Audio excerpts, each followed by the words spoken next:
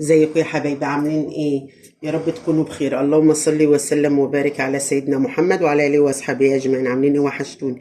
كل سنه وانتم طيبين، يعود عليكم الايام بخير يا رب. عيد فطر مبارك عليكم يا رب. النهارده بقى العيد ومش هعمل اي اكل خالص خالص. انا اكل رنجه رنجه رنجه بس. رنجه وبصل وقوطه وخياره وفلفل. مش هحمر بقى جنبها بطاطس ولا جبنه ولا اي حاجه، علشان انتوا عارفين ان احنا طالعين من الصيام، يعني ايه، زهقانين من الاكل كله. عندي كده 4 رنجات اهم، وعندي بصل وخياره وقوطه وفلفل وليمون. تعالوا بقى نشوف هنعمل ايه بقى. دي بقى هعملها على البارد، مش هناكلها مشويه، هي واحده بس، دي بس اللي حطها تتشوي.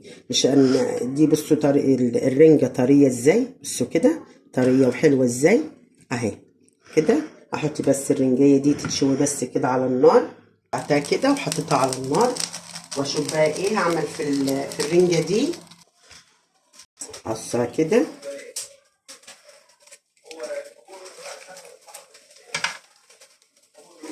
طلع البطروخ بتاعها، البطروخ بتاعها كده، هشيل المصارين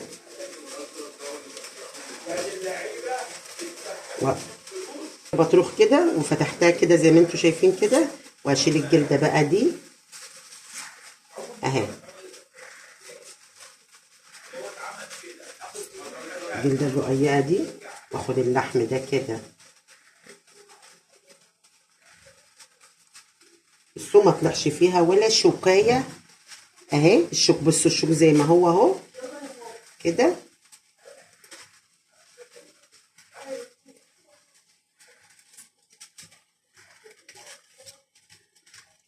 خدتش تنظيف الرنجايه، ما خدتش تنظيف ثواني.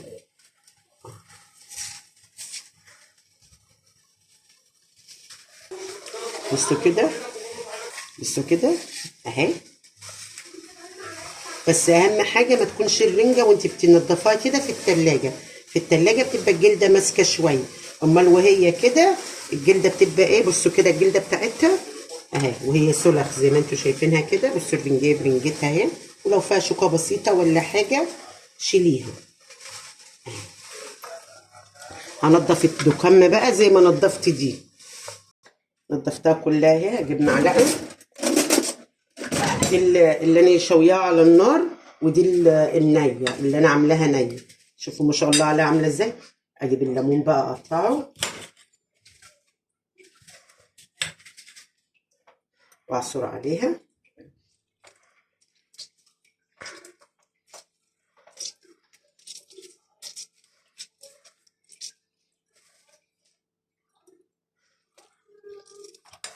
على كل طبق ليمونيه كبيره قوي كده. حبه زيت هنا، مش هكتر بقى.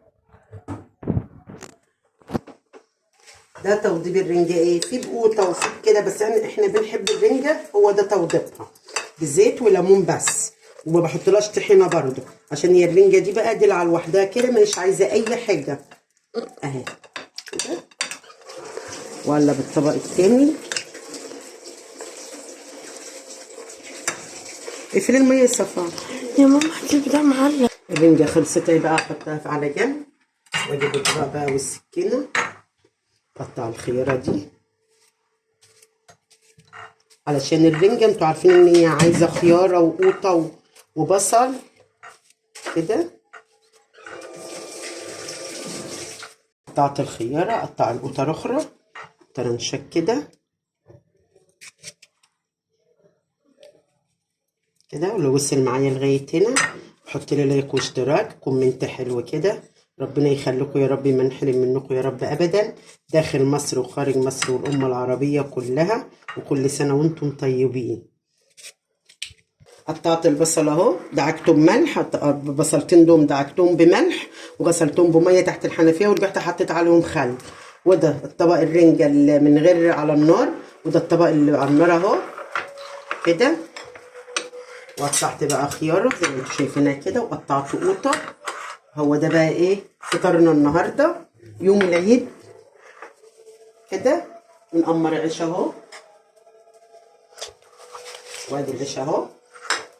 واللي وصل معايا لغايه هنا يحط لي لايك واشتراك وكومنت حلو كده. ربنا يخليكم يا رب، ما نحرم منكم يا رب ابدا. وتفضلوا افطروا معانا، وعيد مبارك عليكم يا رب، واشوف وشكم على خير ومع السلامه.